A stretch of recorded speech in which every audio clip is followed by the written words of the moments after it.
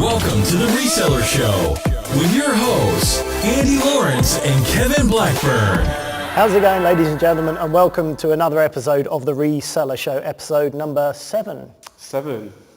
We've got an action-packed show for you this evening. Is it this evening? This afternoon? This afternoon.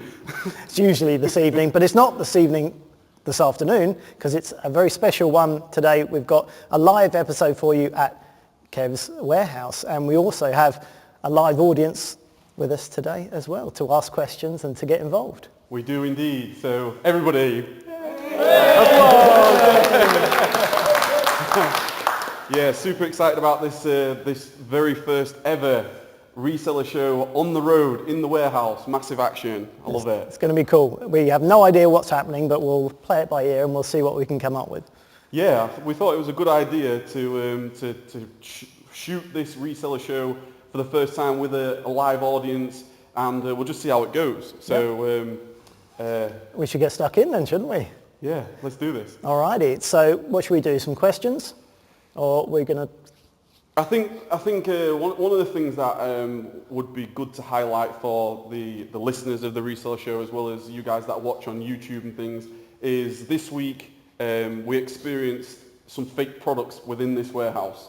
So what happened was we had a prep service client who had purchased from a site that eBay, as well as the site was called let's-talk-beauty.co.uk, and it was fake products. So it's really just a stress for anybody that's selling on Amazon. Make sure that you're using legitimate sites. Do all your checks, the about us, the contact us, and don't purchase from just random websites. Because if Amazon if anybody complains that you're selling anything that's dodgy or anything like that, you're going to lose your account forever. So that was the big news this week. Yeah, I think it's easy to, when you get into the flow of things, it's easy to forget to do your checks and to expect that everything you're getting is right. But yeah, it's definitely important just to double check things, or yeah, it's too important to get wrong. Definitely. Mm-hmm. And that's why I always say you need to have multiple levels of protection in your business. Like, you need to do verification checks at all times just to make sure that what you're selling is legitimate, because you can't afford to lose your account. Like, you could have shipped thousands upon thousands, but if that one product gets through that's fake, you're going to lose your account forever. So absolutely. Yeah, important point to underline there. So should we get cracking with some questions? Yeah, so we have some good-looking audience members here, and they all, some of them have put some questions down, so some good questions here this week. One of them, the first one, I guess, is a really good one to talk about, and that is, what is the best model for selling online and living abroad? Good one. So essentially, if you're going to be living abroad and selling online, then you need some sort of automation so that you can have the item shipped to a prep centre. Has got to be the case, isn't it? Unless you're living in a place where you can get the items shipped to you, which is probably not convenient. So it's got to be a prep centre, isn't it, to begin with? You've got to have a decent prep centre where you can have your stuff shipped, and a business model that will facilitate that. So I guess online arbitrage is probably a good shout, possibly wholesale as well. Definitely. I think the question goes on a little bit to say maybe OA using Prep Center, perhaps private label. I think the best model for Amazon is private label. I think we all know that. I think if you could get into private label in terms of selling on Amazon, that's going to be your best model in terms of living abroad. In terms of online arbitrage, I think online arbitrage can be 100% automated. I think you can, using virtual assistants, prep services, you can live abroad and operate your entire business. Mm-hmm. Only speaking from personal experience, we've been abroad 4 times this year, and I've been able to operate my business from places abroad. So. Absolutely. I also like used books for selling on Amazon, because once you can send a lot of books at a time to Amazon, and they do sell at a slower rate, so you can actually get ahead of yourself quite a lot. So if you wanted to spend some time abroad, you could send a lot of books in, and then over the period of 3, 6, 8 months or whatever, they would slowly sell, and you could actually get an income from those books without having to replenish them as quickly as you might have with retail or online arbitrage. Something to think about. Yeah, something to think about. The second question, this is a great question. I really like this question. It's about mindset, struggling with doubts, too much information, feeling overwhelmed, not starting, struggling with fear, how to combat this. Yeah, I think you're actually a really good example of this, Kev. I think I've witnessed that a lot of times where you just act before actually letting those thoughts actually creep in, and I think that's the best way, and the best advice is to just get on with it straight away. You know what you've got to do. If you second guess yourself, if you overthink this situation, then you can quite easily talk yourself out of doing it. So do first, take action first, I think is the most important thing. We're all human, we all have doubts, and especially if it's very different for what you're used to, you're going to get those thoughts creeping in. So the key is just to get going. You know, if it is different from the norm, you will get these sort of thoughts. So take action first, get involved, and then just don't let those sort of thoughts get on top of you. You're going to have them, but just say, thanks very much, my subconscious. I'll take that on board, but I'm going to do what's good for me, I think. Yeah, in terms of mindset, fear, I think in terms of the overwhelm part, there's so much information online now. There's so many YouTubers, you can get it on YouTube, blog sites. There's so much information, you can get information overload, like paralysis. Who are you listening to? The people say do it this way, other people say that way. I think first and foremost, my biggest recommendation would be find somebody that you connect with, find somebody that has maybe done something that you want to do, and then just try to ignore anybody else and just focus on the one thing first. Because I think if you start listening to one person say it one way and then another person say it another way, you're going to start getting yourself confused and you're not going to know which way to turn. That's why, that's one of the first things that I did with everything.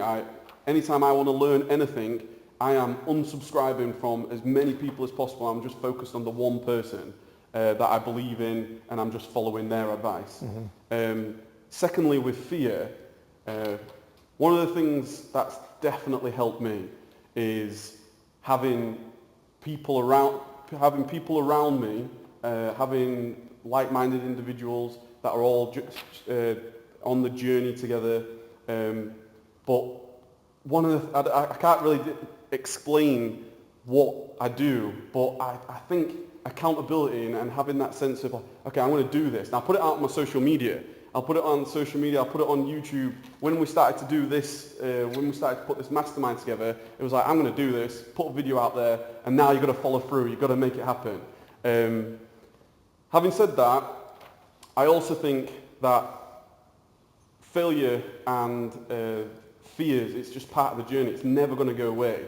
Whether the day you start your online business, the day you quit your job, the day you take your first employee, the day you move out into the warehouse, the day you leave your job, the warehouse for the first time, I'm talking from personal experience, you always have fears at every level. So it's about using the fear, a part of your journey, use it as fuel, because I can't describe to you how many times that I have made a mistake, lost money, somebody's made a mistake in the business, and you just use it as feedback to learn and improve for next time. Absolutely. I think focus is the key, really. It's very easy to see lots of different opportunities, and within our community on its own, there are so many different ways you can make money with the different ways, and you can get stuck by which one are you going to choose. But it is important to choose one or two at the most and really focus on that until you're making regular money. And then if you want to add different lines in later, then that's fine. But you really want to focus primarily and make sure you get traction and get to the point where you're making money, and then you can look at bringing other things through. I think that's important. Absolutely. And I think that is focus is huge, and that's what I mean about unsubscribe from as many people as possible. Focus on the one person that you believe in, that you listen to. Get some results from that person. Just go into your own life. Take action on what that person's saying. If it gets you a positive result, keep doing that. Keep following that person, and then ultimately you're going to get closer and closer to your goals. Yeah. Yeah, we talked a little bit about it on the last show, didn't we? About how if you spend a certain amount of time putting your effort and then you move on to something and all that effort that you did previously goes away unless you actually get to the point where you're making money. And so you have to follow something through to the end before you can then bring in other lines, and that is so important.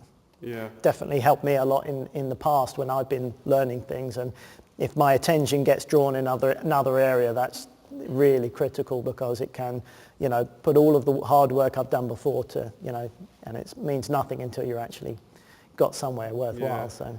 Yeah, it is a big topic to speak about. One of the things that I've definitely thought about in the last sort of 2-3 years is that we as people, we can do so much more than we actually think of ourselves. Like Tony Robbins would say, if you want to take on the island, burn your boats, and you will take on that island.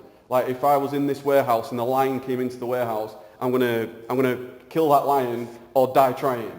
And I think when you put yourself into that position, you'll become incredibly resourceful on how to overcome problems. That's the only thing I can say. Yeah. Like I quit my job and that's it. I've got to make it happen. Yeah. There's no way I'm ever going back to the steelworks. It's just not going to happen. I would rather walk down the street of where this warehouse is and just ask them if they want to buy some stuff, because I am unemployable from now on. Yeah, I think so. Yeah, it's, I think people underestimate how important mindset is in working for yourself. You've got to have the right mindset, because there are so many different things that can stand in your way and trip you up unless you have a positive can-do mindset. A lot of my coaching students, I try to really nail that down earlier on. You've got to be prepared for things not to work out, and there will be road bumps in the way, along the way, and you've got to get over them and carry on. And if you've got the right mindset, you will achieve what you want, but you've got to get your head straight first. If you're expecting things, you're expecting problems or putting things in your way, you'll find them and they will be in your way. If you're positive, that makes such a difference. Huge difference. Huge. Huge. Right, let's go on to another one, shall we? Yeah, another question here is sole trader or limited company? Question mark. Is that to do with tax? It's got tax question mark on it. As well here. Or is that just a separate question? It might be a separate question. Right. Well, generally you can start off as a sole trader if you want to get going, but ultimately I think a limited company has more tax benefits for when you're getting started. So yeah, I'd always go for a limited company. It doesn't take too much to set up, and you'll be in a better position later on as you move forward. But it's very easy to set up as a sole trader. But would you recommend going straight into a limited company, Kev? I would now, yeah. It all depends on what your goals are. That's the thing. Like for me, my goal was always I wanted a business. I don't want to quit my job for another job. So I wanted to have a business. So for anybody that has a goal of having an automated business with staff, virtual assistants, or whatever your goal may be, you may as well overcome that hurdle of getting business bank accounts, your business set up, opening your Amazon account or whatever. You might as well do that now instead of, unfortunately what I did, I started as a sole trader, and then 3 months later, because I just didn't know what the hell I was doing, I then tried to transfer over and I was suspended for about 9 days. Right. And I just wish if I'd done it right at the beginning, I would have overcome all those bottlenecks and all those hurdles, those challenges right off the get-go. So I would definitely recommend anybody to go straight limited. It's a very good point, actually. Yeah, Amazon do have a habit of suspending you whilst they verify all your limited company details. So yeah, to remove that roadblock in the first place, that's a very good incentive for doing that straight away. Yeah, great one. Good answer. Another question here was becoming employed in your own business, i.e. quitting your job, when and how? Yeah, well that's not a yes or no answer, is it? Yeah, that's a tricky one. It depends on your own personal circumstances. what your own cash situation is, how much your business is making, but you've got to be sure that your business is making enough money and that you've got a regular, reliable income before you take that step. I think I can't tell anyone when they should quit their job. When the time is right for them, you've got to make it yourself. But I think generally people probably err on the side of caution a lot of the time, and they probably could quit earlier than they do. And other people just don't mind the risk and will jump in and figure it out as they go along. But it depends, if you've got a family, if you've got a mortgage, there's a lot more at stake. Whereas if you've got a bit of money in the bank, maybe you've got 6 months parachute cash, so you haven't got to worry as much. So there's so many variables. There's not a set amount or a set time. I think it's all down to how you foresee it, and maybe you might have another option. Maybe you'll keep working part-time for a little while as a bit of a cruising in period. But how did you get on with that? You quit relatively quickly, didn't you? How long were you working with Amazon FBA before you quit your day job, Kev? I started in the June 2015, handed my notice in 6th of December, so 6 months later. Yeah, it's pretty quick. I think when it comes to when to quit your job, ultimately it comes down to your level of living right now, your expenses, the way you live. One of the first things I would do is, and this is exactly what I did, just sacrifice everything. We got rid of Sky Television, we got rid of everything. Our expenses dropped massively just because all I wanted was my laptop and the internet. That was it. And then just ship as much as I possibly could. So the first thing I would do for anybody is, I always say this, I always think that their first goal needs to be get out of your full-time employment, because your full-time employment is going to just suck so much time away from you. Mm-hmm. So to do that, to get to that point, if you can bring your level of living down as much as possible, depending on whereabouts you are right now, your family, mortgage, all these things, bring it down as much as possible, stop going out on the weekend, stop going to the pub and stop, just go into hiding for 6 to 12 months, and then that option is going to be a lot quicker for you. Yeah. That's pretty much what I did. That's exactly what I did. And at that point there, you can do your own figures. You're going to have to look in your own business, how much money you're making, ultimately how much profit you're making, and is it going to pay you what the minimum is required for your standard of living. Yeah, it's ultimately a personal decision. There probably will be a point where your business gets to the point where it's earning as much as your old job, and if that's consistent and you think that's going to continue that way, then as you say, the sooner you can stop that, the more you can scale, because you'll have infinitely more time to build up and find more deals and crack on like that. So yeah, definitely. Absolutely. Definitely. And I was on a relatively good wage as an electrical engineer, but I sacrificed that. I wasn't particularly bothered about, I'm going to quit once I can make enough money the same as my salary. Right. I actually halved my wage. So just because I value the ability to scale your business much more bigger once you've got the time. You've got an extra 40 hours every week because you're not working or you're not doing your shift work or whatever the situation is. You've got so much more time and energy to put into your own business. That's crazy. Yeah, that's good. That shows a lot of commitment to be ready to do that and sacrifice that much money. But that's it. It paid off, didn't it, in the end? Loving life. Right. So have we got any more questions? Has anyone got any questions whilst we've got you guys in the audience? Silence. Yeah, don't all shout once. Yeah. I posed it to Andy. This is about Amazon and some of their, let's say their practices. Now, we shipped a couple of items and they just went missing. Got in touch with them to say, listen, what's happening with our stuff? They did an investigation, they got back to us and said, well, we didn't receive it. Now, I'm just wondering if you've got any thoughts or any ideas of how we can best deal with situations like that.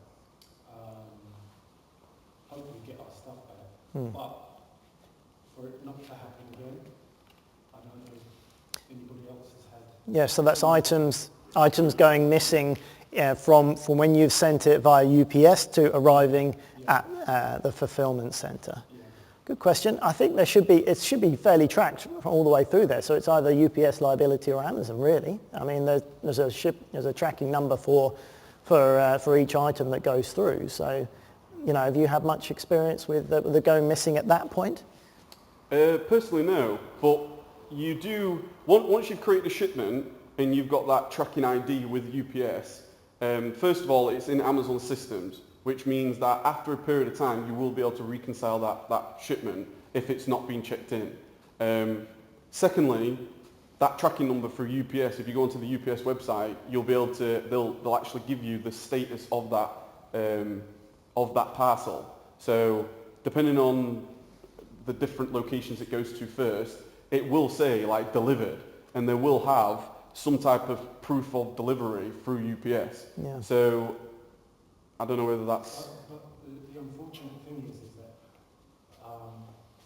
Amazon have come back to us and said to us, well, we haven't received it, therefore there's nothing else we can do. Yeah. It should be, if Amazon are saying we didn't receive it, then you should be able to go back to UPS and say, this is the tracking number, it didn't get to Amazon, it should be one or the other. When UPS take it, it's in their hands until it gets signed into the warehouse. If it never gets signed in, then it's clearly a UPS issue and you should be able to claim. I'll pose another thought as well, because when we checked what went in, now these items were binoculars, right? They were in with other items which were received. Right. So the item the actual box was received, but the items weren't in there. yeah. Okay. So that's interesting. I'm not sure how you would verify that. So that could potentially, they could have been stolen in the warehouse then. That's what I was Yeah. thinking. And Amazon have never Well, they've just reimbursed you for that? no. They've just said that's it, case closed, end of. Same problem. Really? Twice. Mm. Surely you'll be able to check the weight of the UPS, because if it doesn't weigh what you say on UPS, Yeah. there's a weight discrepancy, and Amazon will not accept it if UPS rescan it within that shipping. Yeah, I mean, usually weighing a box is a good example to show if there's a discrepancy. If it goes out on one weight and gets checked in at another, there should be a discrepancy there. But I must admit, I've never had that situation where things have gone missing in between those times. They've certainly lost them when they've been in the warehouse, which they've always taken responsibility for. But I've not had that issue when obviously the people checking them in, they must be taking them at that stage for that to happen. Yeah, personally myself, it's never happened to me in terms of losing anything like that. Whenever we've shipped something and it's been received and then some items have not been received, we've just put a reconcile in and they've reimbursed us for them. We're still following it up. So Yeah, yeah. I would keep going. We have to wait and see. I mean, it's been 2 months now. Yeah. I mean, last year when we had a similar thing, eventually it did come through. But Yeah. This one, we'll have to see. Yeah, the only thing with Amazon is you can keep going. If they don't give you the right answer, you can ask again, and until you get the right answer, you can, ultimately Amazon are just a big automated machine from that point of view. So if you're asking questions, you'll get someone else the next time you ask them. So if you're persistent and you keep asking the questions, it might be a pain that you might take a long period of time. But don't wait for them as well, hound them, because the longer you leave them to sit there and wait, it will take longer and longer. So keep on, call them. You get a lot of progress if you get them on the phone as well, and you can get things sorted out a lot quicker. So if you leave it for them, it will drag on, unfortunately. But if you are persistent, they'll change their mind. You'll get someone else that's more helpful. So that's the only thing I could say in that situation. It does sound like a slightly unique scenario, but keep on them and be persistent, and you will get eventually the result you need in most cases. So good luck with that. Alrighty. Does anybody else have any other questions? Anything? I've got a question. With all what you've learned this year, would you go into wholesale sooner in your journey? If you would restart the business, would you go into wholesale sooner as you've done? Because you're now 2.5 years in. Definitely. So what was the question? Would I have gone into wholesale sooner after 2.5 years? And the answer to that is yes, definitely. One of the things that I thought was to get into wholesale, it's a huge barrier of entry, and the truth is it's not. If the best way of getting any wholesale supplier, any connection, is go to a trade show and actually speak to the people that are there, talk to them, get a feel for that, because it's new to many of us. Like it's quite a. That was the first time I went to a trade show, and you by the end of the day you do get used to just talking to people. But personally, yeah, I would, because the minimum order quantities aren't as high as I initially thought. I thought you'd have to spend £10,000 just for one wholesaler, but that's not the case. Like, some minimum order quantities are £700, some are 1,500, some are 3,000. So and the chances are a lot of you guys that are doing online arbitrage, retail arbitrage, you'll be able to work out how much have you spent in the last month. You've probably spent more than that anyway. So I would definitely recommend to go to the next trade show and just talk to as many people as you can. Yeah, it's that whole positive mindset thing, and not overthinking it, just getting out there and talking. I appreciate that some people find it a bit uncomfortable to talk to people face to face. Maybe that's not your strong point, but the more you do it, the better you get. You get desensitized to it. And the great thing about a trade show, there's lots and lots of people that are there to talk to you and develop a relationship. So, even if the first 1 or 2 or 3 is disastrous and doesn't go very well, there's loads more people, so you can practice, warm up a little bit on some of them. And as you go along, you'll get more confident.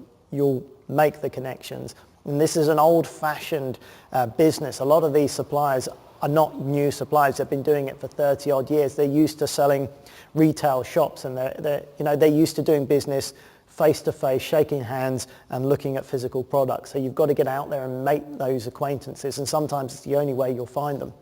So yeah, get out there and just get started and do it is the best way. Definitely. Sure. And go on the last day of the trade show as well. I thought that was definitely the thing to do, because the last day that I went with Gareth, and Gareth's here today, in the morning we just had a look round everywhere, and then in the afternoon it was really go talk to people. And I found, because it's the last day of the trade show, they were much more open. They wanted your business. They want. I don't know whether they get. I assume that they get some type of target set to them. They want to sell X amount or have X amount of new potential customers. So I found that it was much easier. They were, instead of you trying to persuade them for an account, people will literally take these products away from me today. Yeah. So I'll definitely recommend, if you go on the last day of a trade show. Yeah, and if there's a trade show and one of the days falls on a weekend, it's always good to try and avoid that as well, because a lot of the tire kickers or the people that are semi-interested in building a business might be there on a Saturday or a Sunday when they get a day off, and you don't always get the same response to the people that are there trying to get accounts with them. They may be in a different mindset as to if you're there during the week is when you tend to get more of the business customers. So I tend to find as well, if you can avoid a weekend, if the last day is a Wednesday, it's a good one to go to, maybe a Wednesday or a Thursday, if that's how it works out. Yeah. All right, are we all done? Any more questions? Knowing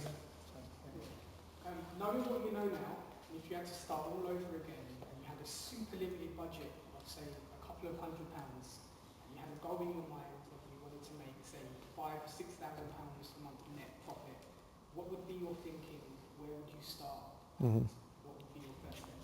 So if you're starting from scratch and you've got a super limited budget and you need to make £4,000 or £5,000 a month straight away, so you don't have any contacts or anything else like that. I said this earlier, if it's strictly money and a limited budget, I go to charity shops and I go in there and I would buy used books, I'd buy brand new media, which you get a lot in charity shops, board games you can buy for £2 and resell for £15, £20, £25. Lots of those, you could hoover them up. You could go to one high street and buy an awful lot of that. In terms of an hour, you could spend 2 hours and make £350 and spend about 50.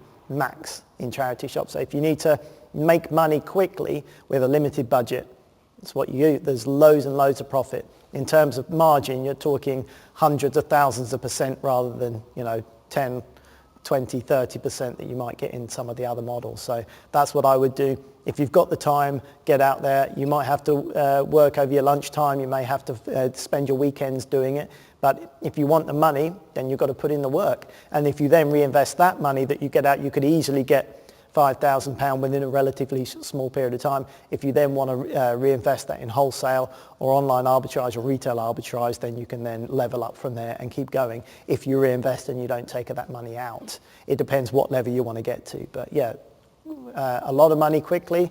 That's why I would say, use books. Is unbelievable profit margins.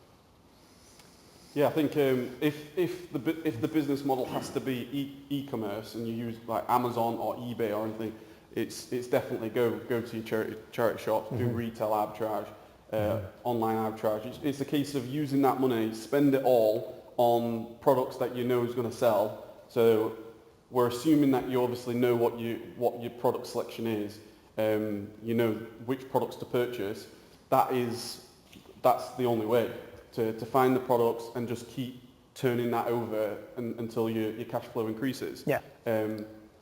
If we're strictly talking physical products selling on Amazon or eBay or etc. Mm-hmm. Yeah, I mean, you could open a can of worms to the other directions, but I think that's the quickest and most direct way, as in you walk into a place, you come out with profit. I don't think there is ever a situation you couldn't go to a high street with, say, 5 charity shops in a small area and not come out with at least £200. If you lost your job tomorrow, you could make a living doing that very quickly without any problem at all. It just involves a bit of hard work, a bit of legwork, no problem. I think being a little bit more creative, I think one of the things that I always thought, if everything just fell through for me and I lost absolutely everything, I think I mentioned it earlier, what I would do is what I know now about social media, Facebook, Instagram things, I would go next door, who's a mechanic there, I would say, what are you doing with your social media? Mm-hmm. And I would just start managing his account, absolutely free. Mm-hmm. I would literally say to him, for the next month, let me set up all your accounts, let me see if I can get you some potential awareness in social media, sell it to him a little bit. Do you know what's happening with Instagram, Facebook and all these things? I think I don't think he has no social media presence at all. I would do that for a month for him for free to see if I can get some type of verification that there's some extra customers coming in or whatever, and then I'd just say, look, I can look after your account for £50 a month or something. Mm. And if you have then 10 different mechanics or different companies around your area, for sure. That's personally what I would do. Yeah. With a bit of hard work and a bit of creativity, there's limitless ways. There's so many different ways you can make money. It really is. We could be here all day with the different methods. There's tons. But the key is to find one method that works for you, that you're happy with, that suit your budget, and get on with it and focus on it until you get the desired results. Then you can look at expanding widthways at other areas after you've achieved what you want to achieve in the first place. Yeah. Good stuff. All right. Is there anything else? Super quick question. I'm at a position now where I can either do wholesale or online arbitrage. Don't want to do both at the same time because I want to finesse before I move on to the next. Question for you both. Where should I start? Okay, so it's online arbitrage or wholesale. You're at that stage where you want to decide whether you're going to do one or the other. Kev's going to say he's moving towards wholesale, so you're going to say wholesale. I would say wholesale, but I think if you've not done it before, I think it's good to do online arbitrage because it teaches you a lot. If you're comfortable with the whole process, then crack on with wholesale. But your mistakes are more costly with wholesale. Unless you're 100% comfortable at analysing the data and making the decisions in the first place, then fine. But unless you are, then do some online arbitrage, if not to refine your technique of analysing the data and making good, reliable, data-driven decisions every single time, because you can do that with online arbitrage. If you make a mistake, you can take your receipt and bring it back to the shop and get your money back and say, oh no, never mind, you've learned from it. But if you're making a business-to-business wholesale order, there's no bringing your receipt back and saying, can I have my money back? The deal is done, you've got it. So, if you're investing £700 of your money versus £70, there's more to lose. So I would say if you're fresh, online and retail arbitrage, really learn the system first, get comfortable with it, you're making regular profits, you're good with it, then move on to wholesale at that stage. And that also helps when you're building up your budget as well. That will also help things. So it really is down to you, but that's the way I would do it. And then move into wholesale as a step, because then you're in a better position. You're more comfortable. When you make your decisions, you're going to make profit decisions each time, rather than, everyone makes mistakes. That's how you learn, but they're more costly mistakes in wholesale. That's all I would say. I would totally agree. Start with online arbitrage. When I first started online arbitrage, there weren't many tools out there to really help you. Everything had to be, I remember having to do the analysis, sort of like, everything was so slow, and it was like I had to look at everything. Now there's Chrome extensions available for you. We've mentioned on this show before, nowadays there is like FBA multi-tool, there is BuyBot Pro. Those tools that are inexpensive, and they can save you a fortune, really, when you think they end up paying for themselves, because all you do is press a button, it analyzes a product, and it's going to show you some red flags that you may not know or you might not see, depending on when you're analysing. So I definitely wish that I had tools like that when I first started 3 years ago, because it would have definitely helped, especially when I started getting virtual assistants in as well. I would have immediately got virtual assistants to start using them. So yeah, I would tend to say online arbitrage for sure. Great. Just one other question. Yep. See, regarding your wholesalers, what's their view when you tell them about Amazon? Or do you tell them? If they don't ask, I'm not going to tell them. Sorry, what was the question? Sorry, that's a good point. Yeah. What are the wholesalers' response when you tell them that you're selling on Amazon? If they're not bothered and they're not asking questions, then I'm not answering any questions that aren't asked. It does, I'm never going to be deceptive, but I'm never going to volunteer that information just in case they're not particularly happy with it. But ultimately, every wholesaler I've come across, if you're regularly making orders, they're happy. But it's getting through to that point where you get a chance to make orders. Once you're making orders, that's it, you're done and dusted. You'll never get any issue ever again. There is always a gatekeeping process. Some are easier, some are harder. Sometimes you do have to have a conversation. Sometimes you have to overcome issues. But that becomes down to listening and finding out what they're looking for and fitting yourself into the position that they want you to be in. Some of them don't have a problem with you doing that? Some of them have no problem at all. Some of them don't deal with Amazon sellers at all. And some of them you might be able to have a conversation if you spend the time to develop a relationship long enough, if you're prepared to do that, and find out what it is that they have a problem with, and maybe they have an issue with the prices going down and getting cut, so it devalues their products.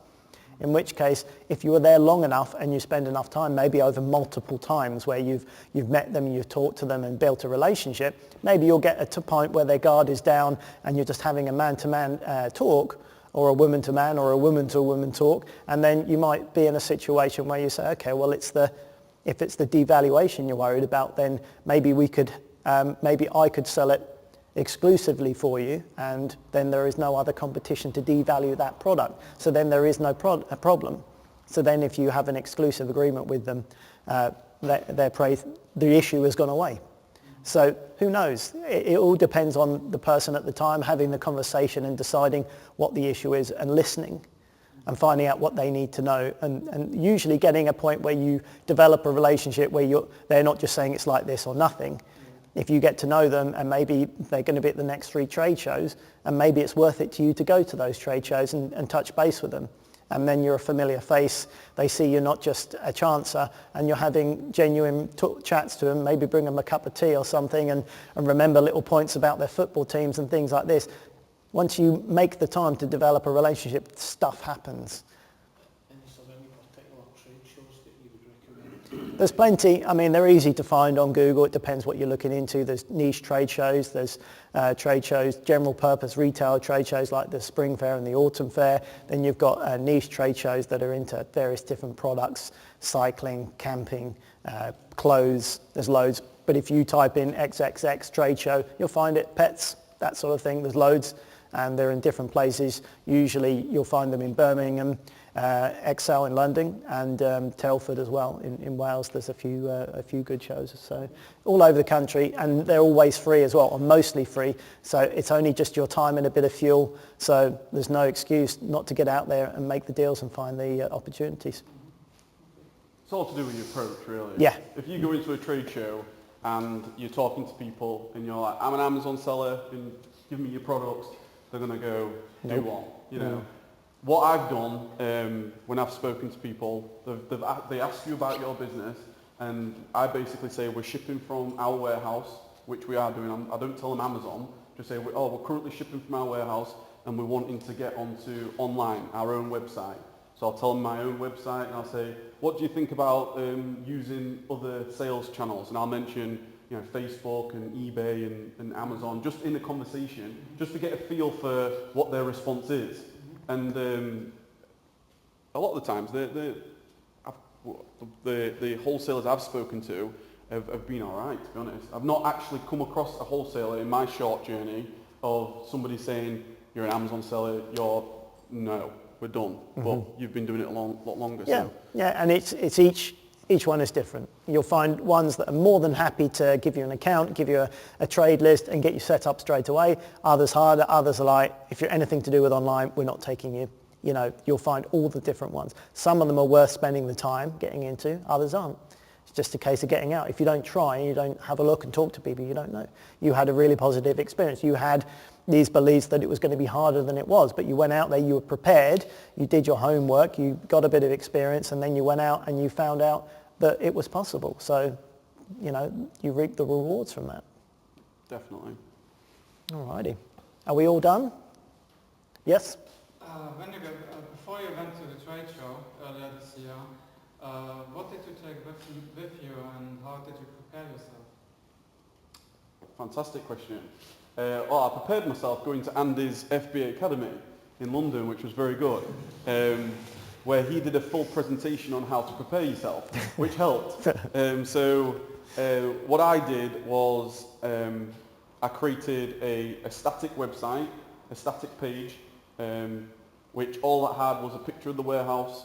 It had my email address. It had a contact form, just so if somebody was to look at it, it looks like a site. It's all about the story. It's all about the perception that you're actually going there with. So for me, I wanted to be the purchasing manager of an online store that is just going to expand to online, basically. So I had a website. I had little business cards that again just had my name, purchasing manager, the URL, everything matches up. And I went the last day of the trade show, just by coincidence really, but I think that was actually a really good positive thing to go last day of the trade show. I actually dressed relatively smart as well. I put trousers on, put a shirt on, just actually like you. It's always good to put trousers on when you go out. You know, that's the first one to tick off. Yeah. Trousers, shoes, shirt, good. You know, don't walk around in your pants. You know, they probably frown at that. And that was it really. That was all the preparation, and it was just about the story you go in there with, really. You know, I wasn't there just to say, oh, I'm an Amazon seller, give me your account. It was all to do with the picture that you're painting. Yeah, that's best advice that you can give really, is just get out there and be as professional as you can and just talk to people, and you're always going to benefit from that really. You can't go wrong. Yeah. And if one of the issues that you're having is like, I don't have a warehouse or I don't have a commercial property, there is creative ways of going around it. So for example, we have a number of prep service clients who have approached me and said, can I use your warehouse as the address so I can open some wholesale accounts? That's great. I think Andy's mentioned in the past before, what you could do is if there's a group of you trying to get some accounts, you could potentially all go in and get yourself a unit or something. I don't know, like if you had enough of you, You could be creative and like every one of you just pay £20 a month or whatever, and now you've got an address. I don't know. I'm literally just making this up as I go on. Yeah, no, that's definitely something to be said for that. If you've got people you trust in the general local area, and also the way the climate is, some guys are prepared to give you short 6-month leases as well. So even if you took out a 6-month lease, got all your wholesale accounts fixed up, once you've got the accounts and you're making orders, everyone's happy. So after that stage, you're good. So even if you did it for a short term just to get the accounts and carried on, no problem at all. It's worth thinking about. I've not tried it myself, but it would be a good experiment just to contact one of my wholesalers now and said, my shipping address has changed, and just change it to my home address to see whether they'd even question it. I they don't think probably so. wouldn't even question it. They'd just start shipping to the home address. Yeah. So you could be creative, get some accounts from something that you've opened up on a short-term basis, and then change address if you needed to. Yeah, and shops as well. And these sort of wholesalers are used to dealing with retail premises. There's a lot of empty shops in our towns and things like that. You might get one slightly out of town that's been empty for a long time, and the landlord's just happy to get someone in paying the rates. So you can deal with very cheap short-term leases like that. Again, a couple of people in or someone on your own, even if you're there just to get the wholesale accounts, get it done, get as many as you can, and then, you're good to go. Awesome. Another quick question. You were talking about some of these, the sort of barrier to entry, like £300. Is that monthly that you pay, or at the time you place an order? You mean the minimum order quantity? Yeah. Yeah. The wholesalers will. You can ask them, what is your minimum order quantity? Some of them would be £3,000, some of them be £1,500. You don't pay that monthly. It's not like you have to pay £1,500 every single month. It's just they won't accept the order unless it's over that amount. Yeah. So if you get an account that has a £3,000 minimum order, you've just got to find enough from that supplier to get you over that threshold. Yeah. Yeah. That's another way that they filter out people that aren't serious as well, by putting in high MOQs as well. I've got a lot of wholesalers that have minimum £5,000 orders for that same reason as well, because they've got more people looking to order than they have stock sometimes, so they just raise the minimum like that, and so they've only got people that are serious, and so that's good in a way, because it means your competition's lower as well, so you'll be same people with your stock will be less compared to other places that are easier to get into. So some of the harder places are worth spending the effort and the time on, because you're going to have less competitions. Just stands to reason, really. If it's a really easy place to get into, there's a better chance that you might have more competition. But yeah, the main thing is just to get going and do it. Really, that's the main important thing.